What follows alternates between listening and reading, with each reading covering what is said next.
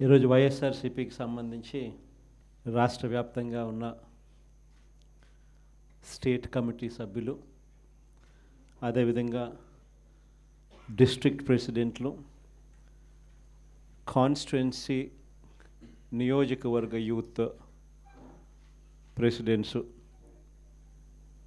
మిమ్మల్ని అందరినీ కూడా ఈరోజు ఇలా కలవడం చాలా సంతోషంగా ఉందని ఈ సందర్భంగా తెలియజేస్తాను. పార్టీలో క్రియాశీలకంగా ఈ కన్స్ట్రక్షన్ కార్యక్రమం అనేది చేస్తూ ఉన్నాం. ప్రతిపక్షంలో ఉన్నాం. ప్రతిపక్షంలో ఉంటూ ప్రభుత్వం పనిచేస్తూ ఉన్న విధానాన్ని ప్రశ్నిస్తూ, ప్రభుత్వం ఇచ్చిన హామీలను ఆ ప్రభుత్వం ఎగరగొడతా ఉన్న నేపథ్యంలో ఆ ప్రభుత్వాన్ని గట్టిగా నిలదీస్తూ, నిద్రపోతూ ఉన్న ఈ ప్రభుత్వాన్ని మేలుకొల్పే ప్రయత్నం గట్టిగా చేస్తూ ఉన్నాం. చేసే ఈ ప్రక్రియలో ఆర్గనైజేషన్ పరంగా ఇంకా మనం బలంగా ఎదగాలి. ఎదుగుదల అన్నది ఎందుకు అవసరము, ఎందుకంత ఇంపార్టెంటు అన్నది క్లుప్తంగా చెప్తా. ఈరోజు మన పార్టీని చూసినప్పుడు చాలామంది ఎమ్మెల్యేలు కొత్త వాళ్ళే. మన పార్టీ వచ్చినప్పుడే 2011లో మన పార్టీ మనం స్థాపించిన పరిస్థితుల మధ్యలో గమనిస్తే, నేను అప్పట్లో కాంగ్రెస్ పార్టీ నుంచి బయటకు వచ్చిన. నేను బయటకు వచ్చినప్పుడు నాతో పాటు వెనకాల ఎవరు లేరు. నేను మా అమ్మ ఇద్దరం మాత్రమే బయటకు వచ్చినాం. అక్కడి నుంచి మొదలైంది ప్రస్థానం. నాతో పాటు కొంతమంది నాయకులు, నా మీద వ్యక్తిగతంగా అభిమానం ఉన్న నాయకులు కొంతమంది, మా కడప జిల్లాల నుంచి మరి ముఖ్యంగా కొంతమంది నాయకులు నాతో పాటు రావాలని అడుగులు ముందుకేశారు. నేనన్నా, నా పరిస్థితి ఏమిటో నాకే అర్థం కావడం లేదు. అందరూ అంటా ఉన్నారు, కేంద్రంలో కాంగ్రెస్ పార్టీతో ఢీకొంటా ఉన్నావు, రాష్ట్రంలో ముఖ్యమంత్రితో ఢీకొంటా ఉన్నావు కాంగ్రెస్ పార్టీతో. ఇలాంటి పరిస్థితుల్లో నా పరిస్థితి అగమ్య గోచరంగా ఉన్నప్పుడు నేను మిమ్మల్ని నాతో పాటు రమ్మని చెప్పి నేను చెప్పలేను. దేవుడు ఆశీర్వదించి నేను ఎదిగినప్పుడు, నేను బాగున్నప్పుడు అప్పుడు రండి అని చెప్పి కొంతమందికి చెప్పిన. ఇట్లా రాష్ట్రం వైపు తిరిగి చూస్తే ఎవ్వరూ లేరు వెనకాల. కేవలం నేను, నాతో పాటే అమ్మ, మేము మాత్రమే ఉన్నాం. ఆ ప్రస్థానం అక్కడి నుంచి మొదలైంది. కానీ రాజకీయాలలో ఎప్పటికీ కూడా విలువలు, విశ్వసనీయత ఇవి మాత్రం ఎక్కడా ఎప్పుడూ తగ్గనేలా. ఎన్ని కష్టాలు వచ్చినా కూడా, ఇటువైపు చూస్తే పొలిటికల్ ఒబ్లీవియన్ అంటారు, ఏ రోజు కూడా కాంప్రమైజ్ కాల. విలువలు, విశ్వసనీయత అన్న దానికి మాత్రం పెద్ద పీట వేశాం. విలువలు, విశ్వసనీయత అన్నది ఎట్లాంటి పరిస్థితిలో ఉన్నా కూడా ఏ రోజు కూడా అవి ప్రశ్నించే పరిస్థితిలో ఏ రోజు రాజకీయాలు ఎప్పుడు చేయలే. అక్కడి నుంచి సాగింది రాజకీయ ప్రయాణం. ఆ తర్వాత నాతో పాటు 18 మంది ఎమ్మెల్యేలు కాంగ్రెస్ పార్టీ వీడి నాతో పాటు రావాలన్నారు. అందరినీ పదవులు రాజీనామా చేయమన్నా. రాజమోహన్ రెడ్డి ఎంపీ నాతో పాటే వస్తానన్నాడు. అన్న రాజీనామా చేయన్నా. రాజీనామా చేశాడు, వచ్చినాడు. బై ఎలక్షన్ జరిగింది. నా ఎలక్షన్ బై ఎలక్షన్, అమ్మ election by election, Rajamohan Reddy election by election. నా ఎలక్షన్లో 5,40,000 మెజారిటీ, ఆ 14th లోక్సభలో హయ్యెస్ట్ మెజారిటీ వచ్చింది మీ అన్నకే, జగన్కే. ఆ రోజు మనం ప్రమాణ స్వీకారం చేసేటప్పుడు పార్లమెంట్లో ప్రతి తల్లా కూడా మన వైపే తిరిగి చూస్తుంది. Highest majority in the 14th Lok Sabha. కానీ జీర్ణించుకోలేని పరిస్థితిలో మన మీద అంతే పగబట్టడం కూడా ఆ మెజారిటీని చూసి అనుకోండి, అది వేరే విషయం. ఆ తర్వాత తర్వాత రాజమోహన్ రెడ్డి కాంగ్రెస్ పార్టీలో ఉన్నప్పుడు పోటీ చేసినప్పుడు వచ్చిన మెజారిటీ కన్నా అంతకన్నా రెండింతల మెజారిటీతో ఆయన గెలిచినాడు. 2.5 లక్షల మెజారిటీతో ఆయన కూడా గెలిచడం జరిగింది. అందులో 18 మంది ఎమ్మెల్యేలు నాతో పాటు అడుగులు ముందుకు వేశారు. 18 మంది ఎమ్మెల్యేలు అప్పట్లో నాతో పాటు అడుగులు ముందుకు వేశారు. ప్రతి ఒక్కరికి చెప్పా, రాజీనామా చేస్తేనే బయటికి రండి అని చెప్పి. మొత్తం 18 మంది రాజీనామాలు చేసినారు.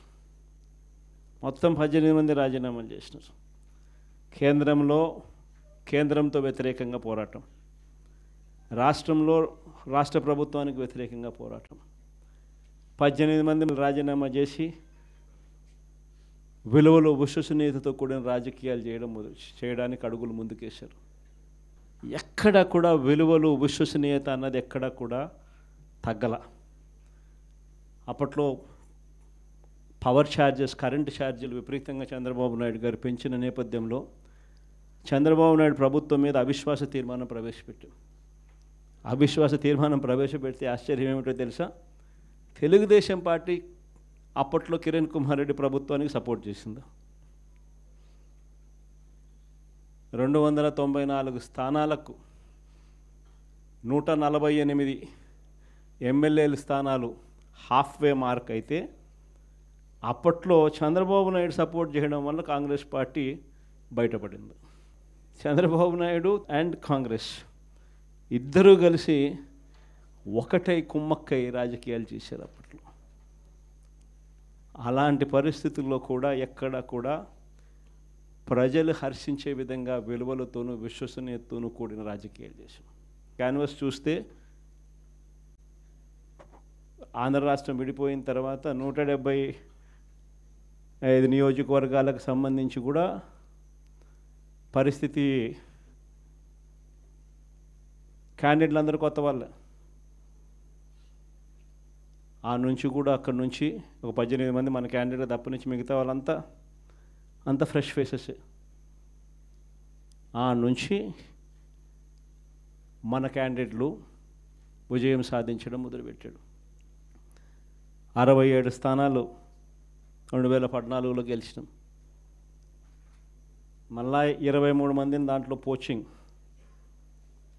మళ్ళా మనల్ని పార్టీని వీకెన్ చేయడం కోసం అని చెప్పి 9 మంది ఎంపీలు గెలిస్తే 3 ఎంపీలను పోచింగ్, 67 మంది ఎమ్మెల్యేలో 23 మంది ఎమ్మెల్యేలు పోచింగ్. కానీ దేవుడు 2019 వచ్చేసరికి అదే మొట్టికాయలు వేసాడు. మన దగ్గర నుంచి ఎంతమంది పోచింగ్ చేశారో కరెక్ట్గా అంతే నెంబరే, వాళ్ళ నెంబర్స్ కూడా కరెక్ట్గా అంతే 23కే పడ్డాయి. ఎంపీలు ఎంతమందిని పోచింగ్ చేశారో మళ్ళీ కరెక్ట్గా అంతే నెంబర్స్తోనే వాళ్ళ నెంబర్లు కూడా కట్టడయ్యాయి. నేను చెప్పేది ఎందుకు చెప్తా ఉన్నానంటే, ఈ విషయాలు అందరూ కొత్త వాళ్ళే. కొత్తదనానికి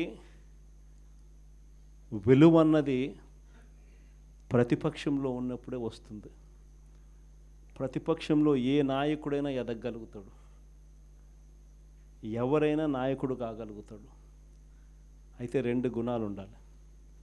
ఒకటి ప్రజలకు అందుబాటులో ఉండడం, రెండవది చిక్కటి చిరునవ్వుతో పలకరింపు. 2 ఖచ్చితంగా ఉండాలి. ప్రతిపక్షంలో ఉండాల్సింది మరొక మేజర్ గుణం ఏమిటి అని అంటే, ప్రజలకు ఏదైనా సమస్య వచ్చినప్పుడు ప్రజల తరపున మనం ప్రజలకు తోడుగా నిలబడగలగడం. ఈ 3 చేయగలిగితే ఎవరైనా లీడర్ కాగలుగుతాడు. ఇక్కడి నుంచి స్టార్ట్ చేయండి. నియోజకవర్గం స్థాయిలో నియోజకవర్గ అధ్యక్షుడిగా ఉన్న ప్రతి ఒక్కరికి నేను చెప్తా ఉన్నా, ఈ రోజు నుంచి స్టార్ట్ చేయండి. మనం ఈరోజు చూసేది యూత్ అధ్యక్షుడిగా, నియోజకవర్గం ఇన్ఛార్జిగా, యూత్ అధ్యక్షుడిగా ఫస్ట్ అడిగే ఇది. మీ చివరి అడుగు ఎమ్మెల్యే కావడం, అది గుర్తుపెట్టుకోండి.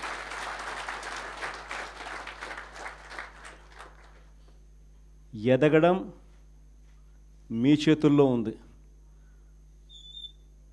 మిమ్మల్ని పెంచడం నా చేతుల్లో ఉంది.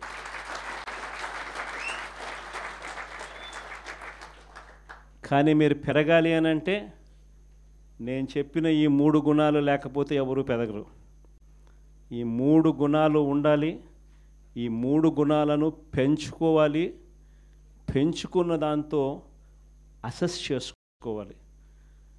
ప్రతి నియోజకవర్గ ఇన్ఛార్జ్కు ఇది ఒక ఛాలెంజ్ ఇస్తున్నా. ఈ రోజు నుంచి 6 months టైం తీసుకోండి. మండల్ కమిటీస్ ఫామ్ కావాలి.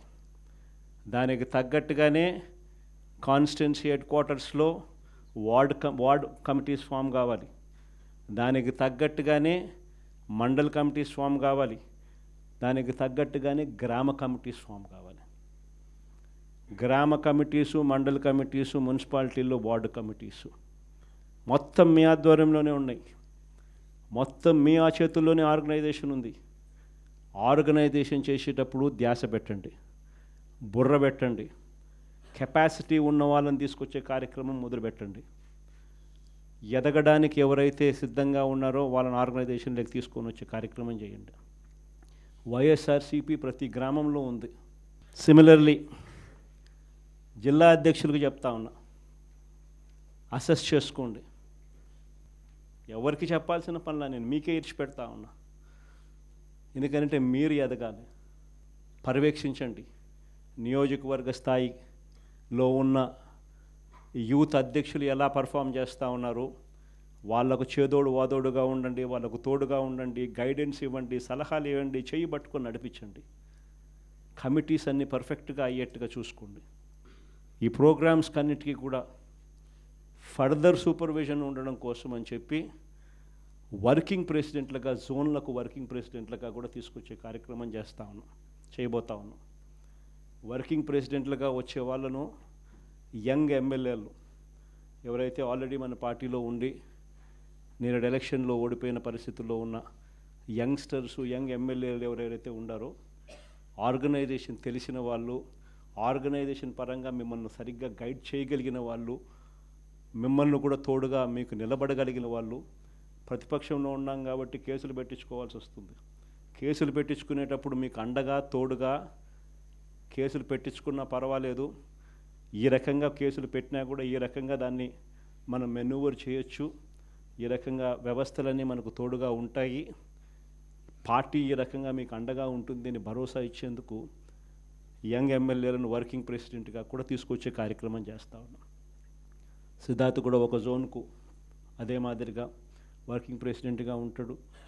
సిమిలర్లీ ఈస్ట్ వెస్ట్కు, ఉత్తరాంధ్రకు, కృష్ణా గుంటూరుకు ఈ రకమైన జోన్లకన్నిటికీ కూడా వర్కింగ్ ప్రెసిడెంట్లుగా యంగ్ ఎమ్మెల్యేలను కంటెస్ట్ చేసిన వాళ్ళను కూడా తీసుకొచ్చే కార్యక్రమం చేస్తూ ఉన్నాం.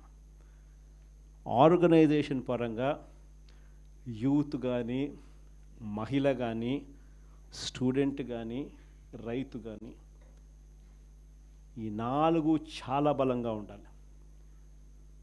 తర్వాత ఎస్సీ ఆర్గనైజేషను, ఎస్టీ ఆర్గనైజేషను, బీసీల ఆర్గనైజేషన్ ఇవన్నీ కూడా ఇవే స్థాయిలో ఇంతే బలంగా తయారు కావాలి. ప్రతిపక్షంలో ఉన్నప్పుడే ఇవన్నీ బలంగా మనం తయారు చేసుకునే వెసులుబాటు మనకు ఉంటుంది. వెసులుబాటులోకి రావాలి. ఆర్గనైజేషన్లో ఉన్న ప్రతి ఒక్కడు సోషల్ మీడియాలో ఆటోమేటిక్లీ ఎంపానల్ కావాలి. సోషల్ మీడియాలో మీ ఫోన్ అన్నది ఈరోజు యుగంలో మీ దగ్గరున్న గన్ను. ఈరోజు యుగంలో, ఈ సోషల్ మీడియా యుగంలో మీ దగ్గరున్న ఏకైక వెపన్, ఏకైక గన్ను మీ ఫోను. ఆర్గనైజేషన్ పరంగా మీరు దాంట్లో ఎంపానల్ అయిపోయి ఉండాలి. మీతో పాటు మీరు క్రియేట్ చేసి ఆర్గనైజేషన్ గ్రామస్థాయి దాకా కూడా ఆ ఆర్గనైజేషన్లో పార్టీ కావాలి. ప్రతి ఒక్కరి చేతిలోనూ కూడా మీకు అన్యాయం జరిగితే ఆ అన్యాయం నాకు జరిగింది అని చెప్పి మీరు ఆ మాధ్యమంలో మీరు చెబితే ఆ మాధ్యమం ద్వారా పార్టీ హైకమాండ్ మా దాకా కూడా తెలియడమే కాకుండా రాష్ట్ర వ్యాప్తంగా ఉన్న మొత్తం వైఎస్ఆర్సీపీ శ్రేణులందరికీ కూడా ఈ మెసేజ్ వెళ్ళిపోవాలి. ఎవరికి ఎక్కడ ఏ అన్యాయం జరిగినా కూడా మొత్తం పార్టీ తనకు తోడుగా నిలబడే కార్యక్రమం జరగాలి. ఇది విజన్. మళ్ళీ నా జిల్లా ప్రోగ్రాములు కూడా మళ్ళీ ఉంటాయి. నా ప్రోగ్రాంతో పాటు చివరిలో నా పాదయాత్ర కూడా ఎట్టగో జరుగుతుంది.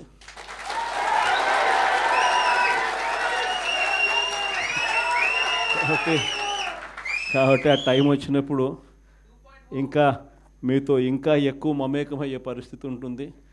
ఇంకా ఎక్కువ మీ జిల్లాలలో మీతో పాటు కలిసి ప్రయాణం చేసే పరిస్థితులు ఉంటాయి. ఆ కలిసి ప్రయాణం చేసే పరిస్థితిలో మిమ్మల్ని ప్రతి ఒక్కరిని పేరు పేరున పిలిచే పరిస్థితి కూడా ఖచ్చితంగా ఉంటుందని కూడా చెప్తాను.